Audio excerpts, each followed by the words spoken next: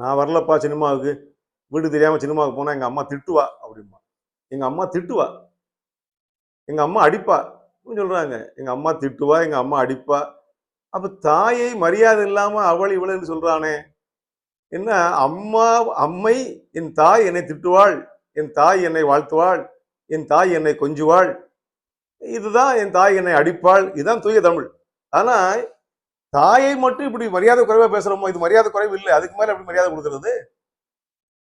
இது தாயை தாழ்த்தி பேசணும், தகப்பனார் தான் உயர்த்தி பேசணும் என்று சொல்லி அங்கதான் தப்பு செய்யறான். என் தாய் திட்டுவாள் என்று சொன்னவன் என் தகப்பன் அடிப்பான் என்று சொல்ல மாட்டான்.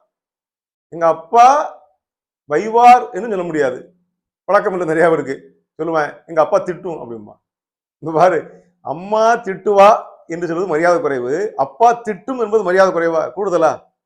அப்பா திட்டும்னா அப்பா அகரணை ஆயிட்டான், மாட ஆயிட்டான். அப்பா அடிக்கும், அப்பா கடிக்கும். என்னது? ஐந்தறிவு. ஐந்தறிவு விலங்குகளும் அதுவும் இல்லாததுதான், ஒரு அறிவும் இல்லாததுதான் அகரணை. அம்மா திட்டுவா என்பது ஒண்ணுமே தப்பே கிடையாது. அப்பாவை உயர்த்துறாராம் இவரு. அப்பா அடிக்கும் அப்படின்னு. அப்பா அடிக்கும், எங்க அப்பா திட்டும், எங்க அப்பா பேசும், எங்க அப்பா மிதிக்கும். அவங்க அப்பா உயர்தனை இல்லை என்பது போல தமிழை அங்கங்க இலக்கணத்தை நம்ம கொஞ்சம் அப்படி பிரிச்சு மேய்ஞ்சிருவோங்கிறது ஒரு விஷயமா இருக்கு. அதனால சொல்றேன்.